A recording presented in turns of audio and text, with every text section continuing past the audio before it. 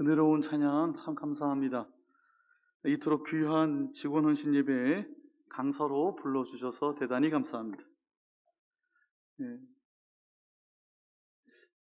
예배 함께 순서 맡아주시고 또 함께 예배 드리는 우리 모습을 우리 하나님께서 기뻐하여 주실 줄로 믿습니다. 2022년 새해 들어서 첫 번째 맞는 헌신 예배인데요. 직원 헌신 예배입니다. 직원은 직분을 맡은 모든 사람을 의미하고요. 우리 헌법에 보면 직원은 교역자와 교직자로 나눕니다. 이렇게 되어 있어요. 교역자는 다 아시고요. 교역자를 제외한 모든 분은 다 교직자입니다. 그래서 오늘은 집사님 이상 모든 직분자들은 다 참석하셔서 헌신과 결단을 다짐하셔야 되는 시간이 바로 오늘 이 예배의 시간입니다. 오늘 말씀의 제목 우리 한번 같이 읽어보도록 하겠습니다. 시작. 아멘. 한 데나리온의 약속. 데나리온은 일용직 노동자가 예수님 당시에 받았던 하루 품삯입니다. 오늘 본문 마태복음 20장 1절 2절 말씀 한번 같이 읽어보도록 할까요? 마태복음 20장 1절 2절입니다. 시작. 천국은 마치 품꾼을 얻어 포도원에 들여보내려고 이른 아침에 나간 집주인과 같으니 그가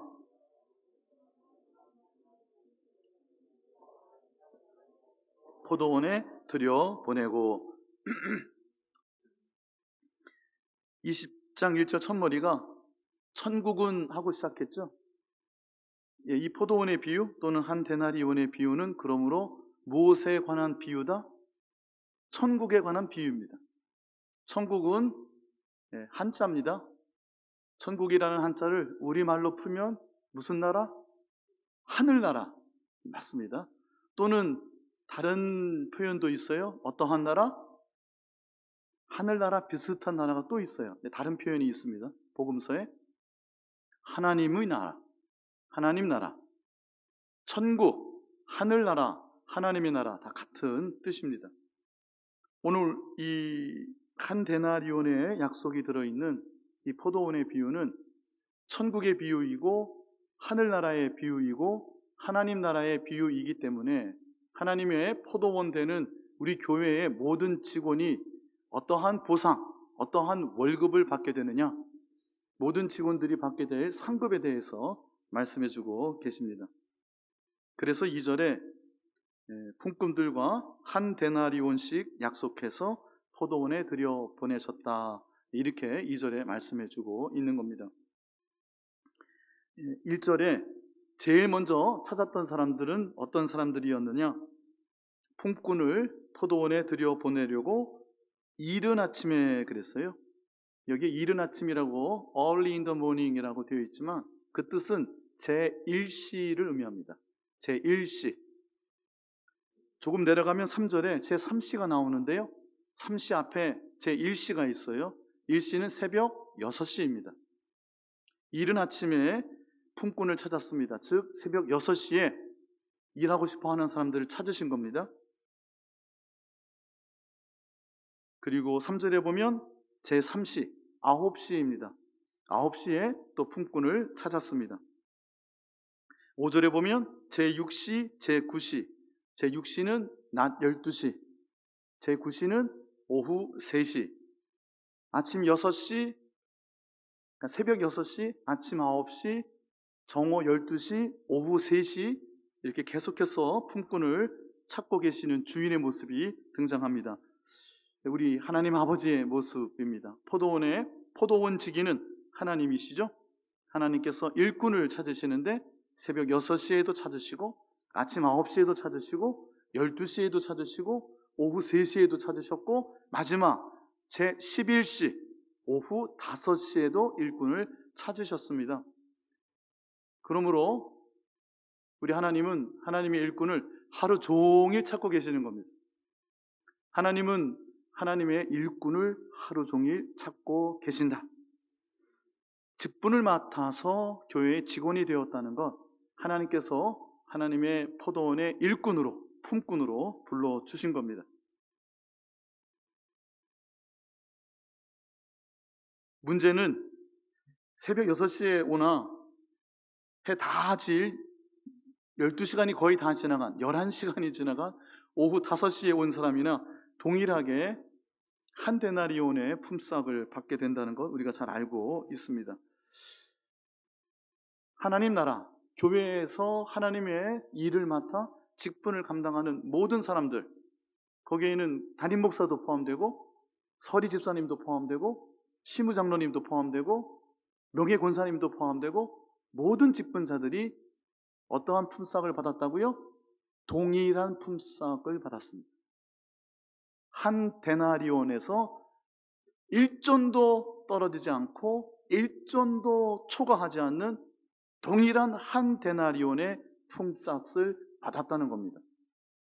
새벽 6시에 오나 문 닫기 일보 직전에 오나 하나님이 불러서 쓰신 모든 품꾼은 동일한 품삯을 받았다 하는 겁니다. 이 20장의 이 말씀은 어떤 의미를 가지고 있을까요? 그 20장의 우리의 본문 마지막 절에 보면 이와 같이 나중된 자로 먼저 된 자가 되고 먼저 된 자로서 나중되리라 하는 말씀이 나오지만 그래서 결론을 이루고 있는 것 같은데 이미 20장 첫머리가 시작되기 전에 19장 30절 마지막 절이 20장 16절에서 반복이 되는 겁니다. 수미 쌍관법이라 그래요. 수미 머리 숫자 꼬리 밑자 쌍관 양쪽에 서로 상관이 된다는 거예요. 머리에 던져주고 본문이 진행이 되고 똑같은 것이 결론에 나오는 겁니다. 19장 30절 우리 같이 한번 읽어볼까요? 시작. 그러나 먼저 된 자로서 나중되고 나중된 자로서 먼저 될 자가 많으니라. 포도원 지기 되신 하나님께서 하루 종일 일꾼을 찾으시고 그 일꾼을 새벽 6시부터 오후 5시까지 포도원에 들여보내시는데 이 하나님의 나라, 교회의 비유는 이 뜻이라는 거예요. 먼저 된 자가 나중되고 나중된 자가 먼저 될 것이고 이 첫머리의 말씀이 20장 16절에는 살짝 순서가 바뀌어서 다시 한번 결론을 맺고 있습니다. 20장 16절을 읽어볼까요? 시작. 이와 같이 나중된 자로서 먼저 되고 먼저 된 자로서 나중되리라. 1등이 꼴등할 수 있습니다. 꼴등이 1등할 수 있습니다 라고 생각하기가 쉬운데요, 본문의 첫 번째 의미는 그 말씀이 아니고, 왜냐하면 중심이 뭐죠? 동일한 품삯, 한 데나리온이에요. 먼저 온 사람도 한 데나리온, 나중 온 사람도 한 데나리온. 먼저 된 자가 나중된 자가 먼저라는 것은 새벽 6시에 오나 오후 5시에 왔으나 모두가 동일한 임금을 받는다는 뜻입니다. 저들이 하나님의 나라에 초대되어 하나님의 일을 맡아서 하나님의 직분을 감당할 때는 저들이 하나님 앞에 동일한 가치를 지닌다는 겁니다. 하나님께서 동일하게 상급을 주신다는 겁니다. 심지어 그 첫머리의 결론이 마무리될 때에는 순서까지도 바꾸어서 나중된 사람이 어찌 문 닫기 일보 직전 5시에 온 사람이 새벽 6시에 와서 하루 종일 수고하고 이 무더위를 견디었는데요 라는 볼멘소리가 중간에 나오잖아요. 나중된 자가 그러나 먼저 온 사람과 동일한 품삯을 받는다는 겁니다. 우리가 잘 알고 있는 본문이지만요, 올해 직원 헌신 예배를 위해서 말씀을 찾고 묵상하고 기도하던 중에 이 말씀을 하나님께서 이미 오래전에 말씀을 주셨어요. 잘 아는 말씀이지만 우리가 꼭 깊이 가슴에 새기고 계속해서 묵상하면서 하나님께서 일을 맡겨주셨는데 그 하나님의 일을 맡은 자로서 꼭 기억해야 되는 것, 동일한 가치, 동일한 임금이라는 것. 물론 나중에 우리가 살펴볼 본문에서요, 먼저 온 사람이라고 해석될 수 있는 또 일군의 어떠한 일꾼들이 나오기는 해요. 우리가 모든 것을 버리고 주를 따라 싸운데 우리가 얻게 될 것은 무엇입니까? 더 많이 버린 자들이 받게 될 조금 다른 성격의 상급이 있는 듯도 해요. 우리가 말씀 말미에 본문을 좀 찾아보려고 하는데요. 오늘 본문의 중심은 똑같은 품삯을 받는다, 똑같은 가치를 지니고 있다 하는 거예요. 그러므로 특히 새벽 6시에 온 사람들은 자고하지 않아야 된다는 겁니다. 자고가 뭐죠? 스스로를 높이는 거예요. 나는 6시에 왔는데 당신은 문 닫기 일보 직전에 오지 않았느냐고 그렇게 비교하면 안 된다는 겁니다. 왜요? 주인에게 있어서는 동일한 가치를 지니고 있다는 거예요. 제 말씀이 아닙니다. 지금 일찍 온 사람, 더 많이 일한 사람, 더 많이 수고하고 애쓴 사람, 그 사람은 스스로를 높이지 않아야 될 뿐더러 원망하지도 말아야 된다 하는 것이 본문 안에 들어있죠. 또 한편 나중 온 사람, 문 닫기 일보 직전에 온 사람은 자책하지 말고 의기소침하지 말고 당신들도 문 닫기 일보 직전에 왔으나 하루 종일 하나님의 선택을 받아 하루 종일 하나님의 그 부르심에 응답한 헌신자들과 동일한 가치, 하나님으로부터 그 동일한 가치를 인정받는 그 분명한 믿음이 있어야 된다는 겁니다. 그래서 20장 16절의 결론은 순서를 뒤집어서 나중된 자가. 여러분, 이 포도원의 비유는요, 누가복음 15장에도 등장하고요, 이 포도원의 비유는 현재 우리의 자리인 마태복음 20장 10 앞에 18장부터 시작되어 있는 조금 더 큰 문맥 안에서 보다도 분명하게 이 본문을 통해서 하나님께서 우리에게 말씀하시고자 하는 뜻이 어디에 있는지를 한 걸음 더 나아가게 해줍니다. 한 데나리온의 동일한 상급, 그것이 의미하는 바가 무엇인지를 하나님의 마음을 우리가 살펴야 된다는 겁니다. 여전히 마음속에 원망스럽고 이거 좀 공정하지 않고 상식적이지 않다, 우리 시대의 화두가 공정과 상식, 공평 아닙니까? 동일 노동, 동일 임금이잖아요. 근데 일단 동일 노동이 아니에요. 비교할 수가 없잖아요. 공정하지가 않아요. 지금 마태복음 18장부터 20장까지 조금 더 큰 문맥 안에서 보면 이 한 데나리온의 약속을 주시는 하나님의 숨은 뜻이 담겨져 있습니다. 18장 제가 자막을 부탁한 것을 보여주시고요.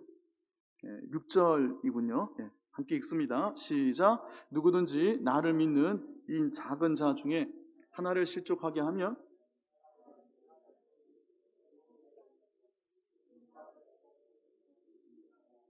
아멘. 1절부터 시작한 말씀을 제가 6절만, 다시 6절을 좀 보여주세요.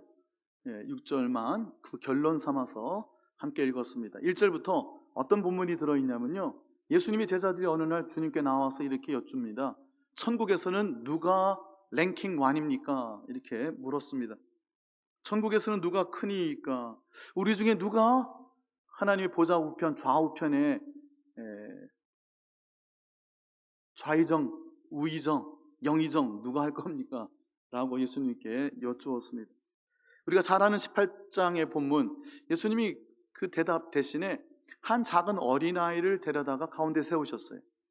그리고 너희들이 이 어린아이 같지 아니하면 결코 천국에 들어가지 못하리라. 포도원의 비유는 천국에 관한 비유라고 말씀을 드렸어요. 근데 그 천국에 예수님 만나서 다 버리고 예수님을 쫓아 몇 년간 그 공생애를 함께 동행하던 제자들이 우리 중에 누가 제일 잘 나갈까요? 라고 여쭈었더니 어린아이 하나를 세웠습니다. 예수님 당시에 본문에서의 어린아이는 어떤 뜻이라고요? 작은 자. 5,000명을 먹이셨어도 장정 남자만 카운트했습니다. 여자는 제외, 아이는 물론 제외. 아이들은 아직 카운트되지 않았던 때예요. 작은 자였어요. 그 작은 자를 가운데 세우신 이유는 어떤 뜻이었을까요? 다 버리고 예수님을 쫓았던 제자들이나 사람들이 무시하고 외면하고 소외되어 있는, 주변으로 밀려나 누구도 쳐다보지 않는 그 한 사람, 그 작은 사람도 하나님의 눈앞에 동일한 가치를 지니고 있다 하는 것이고요. 조금 더 나아가 이 비유 속에서 주시는 하나님의 마음은 여기에 있는 겁니다.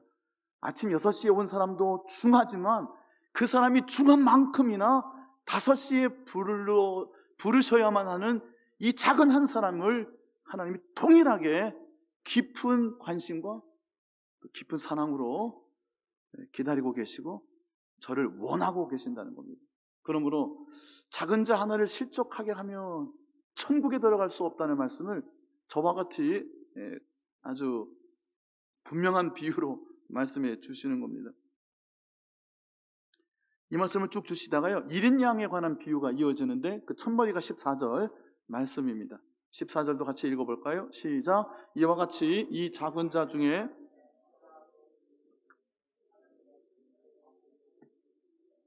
아멘. 그러므로 이 포도원 주인, 포도원 지기, 하나님의 뜻은 무엇이죠? 작은 자 중 한 사람도 잃지 않으시겠다는 겁니다. 오늘의 본문 18장, 19장, 20장, 앞으로 보게 될 누가복음 15장 모든 본문이 공통되게 깊이 지적하고 있는, 가리키고 있는 지점이 있으니 바로 5시에 하나님의 부르심을 받은 사람들, 작은 자 중에 한 사람, 그 한 사람도 하나님은 결코 놓치지 않으시겠다는 말씀입니다. 우리의 본문은요, 일꾼에 관한 본문이잖아요. 예수님 믿고 세례받고 교회의 일원이 되는 것과 그가 직분을 맡아 일하는 것이 우리는 다른 것으로 생각합니다. 그런데 본문은 그 구별을 두고 있지 않습니다. 18장에서 이와 같은 말씀을 주시다가요, 19장에 넘어서서 오늘 우리의 본문 들어가기 바로 직전에 19장 27절 베드로가 이렇게 예수님께 묻는 장면이 나옵니다. 다 같은 문맥 안에 있는 거예요. 같이 읽어봅시다. 시작. 베드로가 대답하여 이르되 보소서 우리가 모든 것을 버리고, 제가 조금 전에 소개했던 그 대목입니다. 아무리 그래도 그렇지, 아침 새벽 6시에 왔는데, 그리고 나는 다 버렸는데, 그러니 뭔가 좀 플러스 알파, 뭔가 다른 것이 있겠지. 28절 예수님의 대답이 무엇일까요? 시작. 예수께서 이르시되 내가 진실로 너희에게 이르노니 세상이 새롭게 되어 인자가 자기 영광의 보좌에 앉을 때에 나를 따르는 너희도 12보좌에 앉아 이스라엘 12지파를 심판하리라. 아멘. 와, 엄청난 말씀이 주어집니다. 예수님 때문에 모든 것을 다 버리고 그 일은 꼭두 새벽 6시에 온 사람에게는 엄청난 고난을 주시는 것 같아요. 인자가 영광의 심판의 보좌에 앉을 때에 모든 것 다 버리고 아침 새벽부터 쫓아왔던 너희도 12보좌에 앉아 하나님 나라의 모든 백성을 심판하리라. 특별한 권세를 주시는 것 같습니다.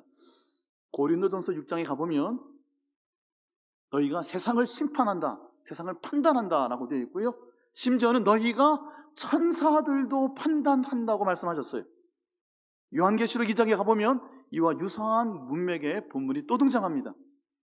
과연 마지막 심판의 때에 인자와 함께, 인자는 예수 그리스도를 말해요, 인자와 함께 뭇 하나님 나라의 백성들을 심판할 그곳에 동참하는 하나님 나라의 품꾼, 일꾼은 누구일까?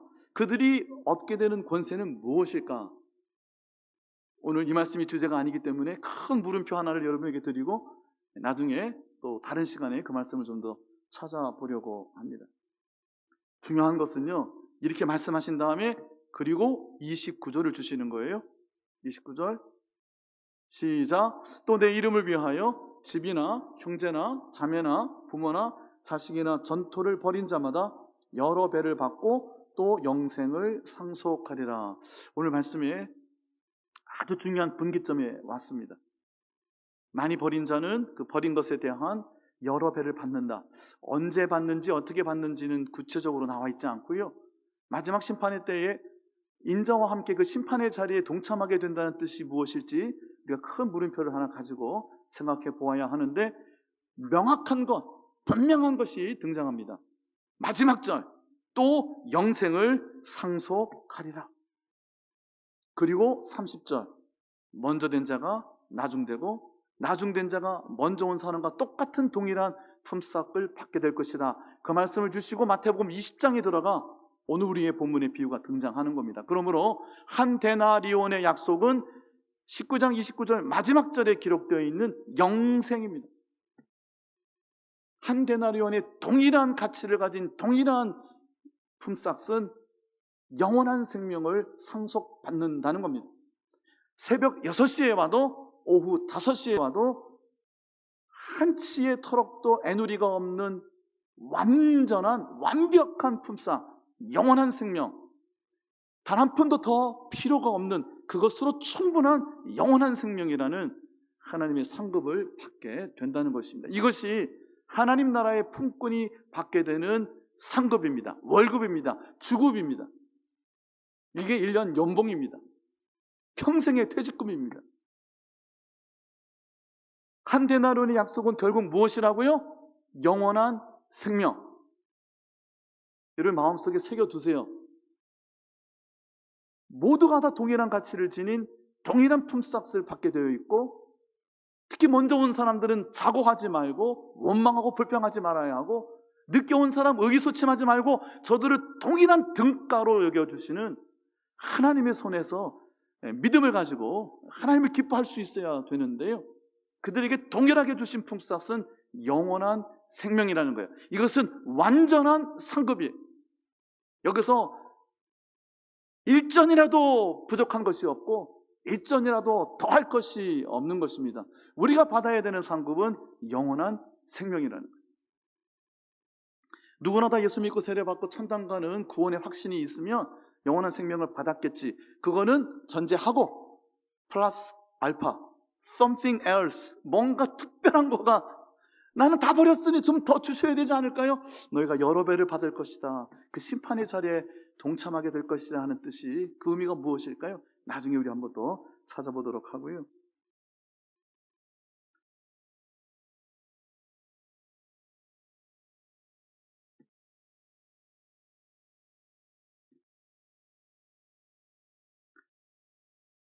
전체의 문명 안에서 하나님께서, 포도원 지기 되신 하나님께서 어디에 조금 더 관심을 기울이고 계시는 것처럼 본문이 가리키고 있는가 질문을 드렸고요. 하나님은 5시에 온 사람, 작은 자, 어린아이, 소외되고 그리고 주변에 밀려있는 잊혀진 그리고 잃어버린 사람들에 대하여 더 큰 관심을 가지고 계신다 하는 겁니다. 오늘의 본문 다시 돌아가 봐서요, 20장에서 3절에 있는 말씀을 한번 좀 읽어볼까요? 5시에 온 사람이 도대체 어떤 사람이었을까? 아니, 오후 3시에 온 사람이 어떤 사람이었을까 하는 거예요. 한번 같이 읽어봅시다. 시작. 또 제3시에 나가보니, 네, 제3시면 몇 시입니까? 아침 9시입니다. 아침 9시인데 이 장터는요, 노동시장이에요. 여기서 모여있으면 벤이 와서 쉬러 가는 겁니다. 제일 일 잘하는 사람부터 새벽 6시에 데려가는 거예요. 자, 아침 9시에 왔어요. 근데 새벽 6시에 픽업이 안 된 사람들이에요. 그래서 놀고 서 있는 사람들이에요. 그러니까 능력으로 치면 새벽 6시에 픽업된 사람들보다 세상적인 기준에서는, 그렇게 따지면 어떻게 될까요? 12시는 더 선택을 못 받은 사람들이에요. 좀 더 나가볼까요? 12시, 3시 건너뛰고 가보면요, 6절이 나와요. 6절. 5시 그들은 뭐라고 되어 있나요? 그 마지막 절이, 하반절이 빠져 있는데 한번 읽어봅시다. 뒤에 나오는지. 시작. 제11시에도 나가보니 서 있는 사람들이 또 있는지라. 아이고, 빼놓으셨네요. 그 다음이 뭐죠? 이르되 너희는 어찌하여 뭐 하고 있느냐? 종일토록 놀고 있느냐? 새벽부터 나와서 누가 나 데려가서 일 좀 써달라고 서 있었는데 하루 종일 서 있는 겁니다. 누구도 데려가지 않는 사람들이에요. 이 사람들이 바로 잃어버린 사람들입니다. 주변인이고 작은 자이고 소외된 사람들이에요. 교회에서 어떤 분들이 각광을 받죠? 찬양을 잘하는 사람, 일을 잘하는 사람, 대파를 썰어도 안 보고 탁탁탁탁탁 써는 사람, 떡 하나를 맞춰도 기가 막힌 떡을 맞추는 사람, 교회에서 어떤 이들이 평가를 어떻게 받습니까? 말씀 준비하면서 이 말씀을 나눌까 말까 고민하면 항상 저는 나누고 후회한다고 말씀을 드렸어요. 아니, 창피한 얘기인데 그냥 한번 해보려고 합니다. 저는 교회에서 태어났잖아요. 그렇죠? 혹시 교회 뜰 목사관에서 태어나본 경험이 있으신 분 계세요? 아니, 자랑으로 하는 얘기가 아니고 교회가 저는 편합니다. 하루 종일 교회에 있는 게 너무 좋아요. 예. 교회에서 하는 일이 참 많이 익숙합니다. 어느 날 그 생각을 해봤어요. 이거 안 했으면 뭐 했을까? 아무리 생각해봐도 교회에서 하는 일보다 더 잘하는 일이 저한테는 없더라고요. 제 결혼식 날이었습니다. 제 결혼식 날 턱시도를 입었겠죠? 머리에 잔뜩 힘을 줬겠고 살짝 제 기억에 화장도 했나? 기억도 안 납니다만은 그러면 문 앞에 서서 들어오시는 분들하고 뭐 해야 되죠? 인사해야죠. 신랑이 온데간데가 없었습니다. 지하 식당에 내려갔다가 본당에 올라갔다가 사무실에 갔다가 제 결혼식을 준비하느라고 정신이 없어가지고 늘 언제나 토요일만 되면 결혼식이 있었어요. 그 결혼식을 보면은 늘 제가 옆에서 도왔습니다. 거들었습니다. 준비가 안 된 팀이 있으면 제가 스스로 자원해서 결혼식 축가를 불러드리기도 했어요. 교회에서 하는 일이라면 참 일을 잘했어요. 그래서 제 결혼식 날도 자리에 서 있지 못하고 5만 대를 쏘다니고 있다가 붙잡혀 왔습니다. 어디 신랑이 이런 신랑이 있냐고. 제발 가만히 좀 서 있으라고. 가만히 서서 인사나 하라고. 그게 그렇게 오래전이 아닙니다. 제가 30에 결혼했으니까. 그 버릇이 아직도 저에게 있어서 발걸음이 좀 빠릅니다. 저희 와이프한테, 저희 선생님한테 제가 늘 혼납니다. 제발 천천히 하라고. 제발 가만히 좀 있으라고. 말도 빠르죠. 반응도 빠르죠. 일도 빠르죠. 손도 빠르죠. 하나님은 그런데 어떤 사람에게 더 많은 관심을 가지고 계시다고요? 종일토록 놀고 있는 사람. 왜요? 누구도 픽업을 안 해줘요. 할 줄 아는 게 없어요. 누구도 거들떠보지도 않아요.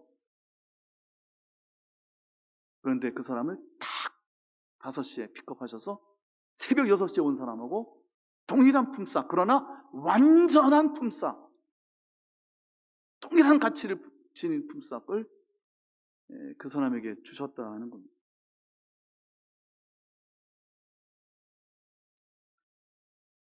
15절 한번 읽어볼게요. 15절. 14절 앞에는요, 원망하고 불평하는 새벽 6시에 온 사람한테 네 것 가지고 가라. 그것으로 너는 충분하다. 그러시면서 나중은 그 작은 사람에게 너와 동일하게 주는 것이 내 뜻이다. 하나님 뜻이 분명히 어디 있는지를 계속해서 반복하고 계시다가 15절 같이 읽어봅시다. 시작. 내 것을 가지고 내 뜻대로 할 것이 아니냐. 내가 선함으로 내가 악하게 보느냐. 아멘. 하나님은 선하신 하나님, 인정하신 하나님. 우리가 선하신 목자 되시는 예수 그리스도를 늘 언제나 우리가 찬양하죠. 근데 그 선하시다는 뜻이 여기에 있는 거예요. 얼만큼 선하시죠? 엄청나게 선하신 거예요. 하루 종일 놀고 누구도 데려가지 않는 사람, 그 사람을 마지막 문 닫기 직전에 픽업해서 동일한 가치의 품삯을 주실 만큼 우리는 측량할 수도 없는, 우리는 헤아릴 수 없는 무지막지하게 선하신 분이라는 거예요. 이 선하신 하나님을 여러분이 맡겨진 직분을 감당하시면서 경험하게 되시기를 예수님의 이름으로 축원합니다. 말씀을 이제 정리를 좀 해보도록 하겠습니다. 누가복음 15장 본문도 우리가 함께 읽었죠. 누가복음 15장 31절 같이 한번 읽어봅시다. 시작. 아버지가 이르되 너는 항상 나와 함께 있으니 내 것이 다 내 것이로되 그랬습니다. 이 말씀 한 절만 제가 읽었는데요. 누가복음 15장은요 항상 큰 문맥에서 보아야 합니다. 어떤 본문이든지 그 바로 인접하고 있는 문장 안에서 첫 번째 맥락을 찾고 그 속해 있는 문단 단락에서 두 번째 문맥을 찾고 또 그 패세지가 속해 있는 장, 그 다음에 연속되는 장 속에서 문맥을 찾아야 그 본문이 명확해지는 건데요. 누가복음 15장은요 저와 여러분 잘 아시는 대로요 잃어버린 것을 되찾는 비유이죠. 그 15장 첫머리가 이렇습니다. 모든 세리와 죄인들이 예수님의 말씀을 들으려고 예수님께 가까이 오니 바리새인과 서기관들, 바리새라는 말 자체가 구별한다는 말이에요. separate 한다는 말이에요.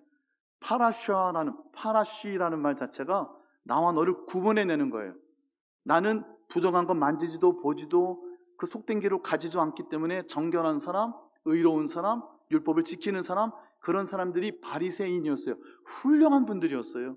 그분들 입장에서는요, 죄인들, 세리들, 창기들은요, 버림받아 마땅한, 가까이 하지 못할 사람들이에요. 근데 예수님 곁에는 항상 어떤 이들이 모여들었냐면 그와 같은 창기들, 죄인들, 세리들이 모여들었고요. 그 장면을 지켜보면서 수군거렸어요. 어찌 저 랍비는 저들과 함께 식탁을 함께 마주할 수가 있을까? 부글부글 끓으면서 그들이 갖고 있는 의의를 가지고 예수님도 정죄하기 시작했죠. 그때 예수님께서 이 비유 세 가지를 말씀하시는 겁니다. 양 99마리가 있는데 새벽 6시, 아침 9시, 12시, 3시에 온 양 99마리가 있지만 5시에 아직도 우리 근처에도 오지 못하는 골짜기로 낭떠러지로 떨어지고 있는 잃어버린 양 하나를 찾으려고 그 양치는 목자는 한 마리를 찾아서 온 산을 헤맨다는 그것이 하나님의 뜻이라고 말씀하시는 거예요. 잃어버린 은전, 한 여인이 집안을 쓸고 또 쓸고 그 잃어버린 동전 하나를 찾으려고 그토록 애타지 않겠느냐. 10 드라크마가 있어요. 근데 9개는 있는데 물론 10개 다 있어야 되죠. 그 하나를 찾기 위해서 얼마나 많이 부지런히 찾아다니지 않겠느냐. 그렇게 말씀하시고 잃은 아들에 대하여 말씀하시는 겁니다. 둘째 탕자에 대한 비유가 시작이 되는 거죠. 그래서 이 탕자의 비유는 탕자의 비유라기보다는 잃은 아들을 찾는 아버지의 비유이죠. 제가 이 잘 하시는 말씀을 결론으로 삼는 이유는 여기에 있습니다. 아침 새벽 6시에 온 첫째 아들, 늘 아버지와 함께 있었던 그 아들은 어떻게 했었어야 되는가 하는 거예요. 아버지에게는요, 늘 아버지 곁에서 아버지의 일을 거두는, 아버지에게 정말 두 번 다시 없는 꼭 필요한 그 첫째 아들이나 평생을 집 나가 집안 망신 다 시키고 허랑방탕하여 죽게 되었다가 죽은 줄 알았는데 돌아온 둘째 아들이나 이 새끼나 저 새끼나 다 하나님의 새끼라는 거예요. 제가 왜 이 새끼라는 단어를 썼는지 아세요? 31절에 아버지가 이르되, 그 다음에 뭐라고 표현되어 있어요? 한번 불러보세요. 15장, 누가복음 15장 31절 자막에 보여주세요. 아버지가 이르되 첫째 아들에게 뭐라고 불러요? 예라고 불러요. 예. 테크논이라는 헬라어인데요, 이 뜻은요, 아버지에게, 부모에게 아직은 철저히 의존하고 있는 어린 자녀를 의미하는 거예요. 첫째 아들은 장성한, 나이가 한 60쯤 됐을 수도 있을 거예요. 평생을 그 집안의 모든 일을 다 건사했던 충직한 아들이었어요. 일 잘하는 아들이고요, 능력 많은 아들이고 아버지의 영광을 위하여 살았던 아들이에요. 그 아들을 하나님은 얘야, 테크논, 내 새끼야, 너나 죽었다가 돌아온 둘째 아들이나 하나님 앞에 똑같다는 거예요. 큰 목회하고 큰 헌신하고 큰 섬김을 하나님께 올려드리는 하나님은 더 크게 영화롭게 해드린 것 같지만 글쎄요, 하나님은 동일하게 보신다는 겁니다. 그리고 그 첫째에게 이 31절을 말씀을 주시는 거예요. 너는 항상 나와 함께 있으니 내 것이 다 네 것이 아니더냐. 그 동일하지만 완전한, 한 푼도 애누리가 없고 한 푼도 부족함이 없는 그 영원한 생명, 하나님의 자녀가, 하나님의 하나님의 새끼가 된 그 자녀됨의 특권, 너는 그것을 마음껏 누려야 되지 않겠느냐, 그러는 겁니다.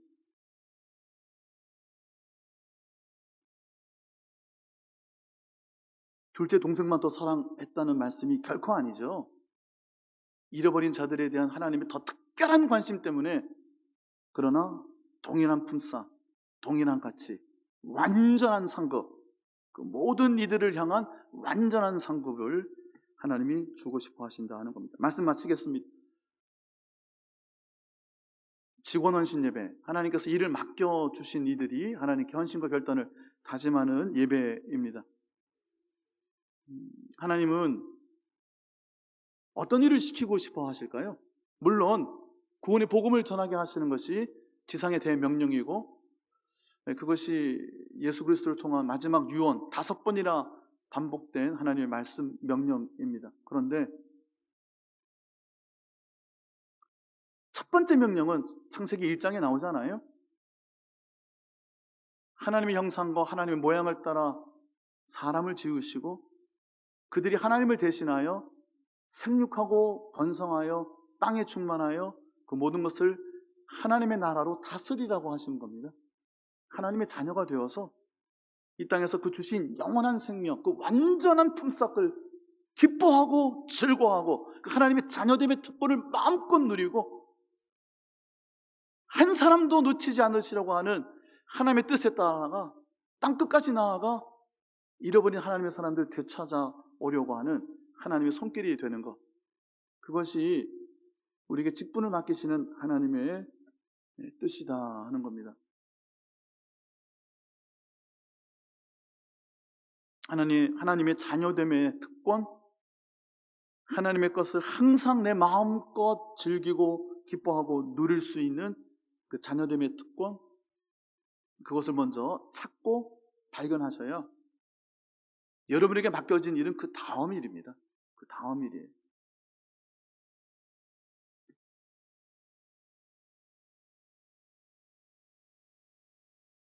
하나님의 깊은 관심이 어디에 있는지 우리가 오늘 알았습니다. 나나 저나 그나 저 사람이나 우리 모두가 다 하나님의 눈에는 동일한 가치를 지닌 동일한 상급의 주인공들이 되어야 한다. 한 데나리온의 약속을 여러분의 일평생 동안 기뻐하시고 마음껏 누리시기를 예수님의 이름으로 축원합니다. 찬송하겠습니다.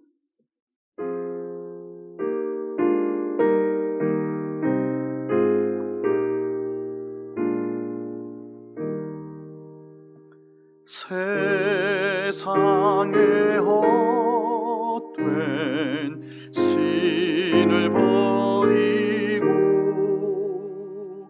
하나님 이름 높여 기리세 온 천하 백성 모두 나와서 다 같이 하나님만 섬기세 세상에 헛된 우상 버리고 인간의 모든 부귀 영화와 거짓과 불의 모두 버리고 온전히 하나님만 섬기세 주님의 백성 서로 헤아려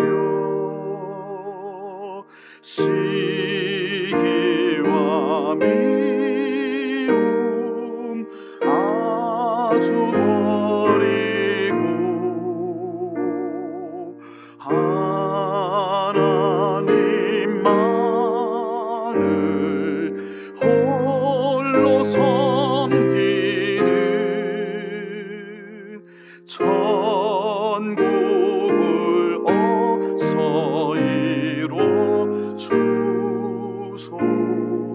하나님만을 홀로 섬기는 하나님만을 홀로 섬기는 천국을 어서 이뤄주소서.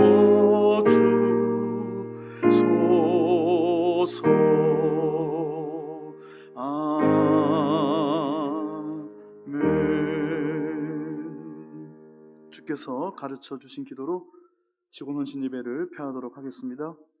하늘에 계신 우리 아버지, 아버지의 이름을 거룩하게 하시며 아버지의 나라가 오게 하시며 아버지의 뜻이 하늘에서 이루어진 땅에서도 이루어지게 하소서. 오늘 우리에게 일용할 양식을 주시고 우리가 우리에게 잘못한 사람을 용서하여 준 것 같이 우리 죄를 용서하여 주시고 우리를 시험에 빠지지 않게 하시고 악에서 구하소서. 나라와 권능과 영광이 영원히 아버지의 것입니다. 아멘.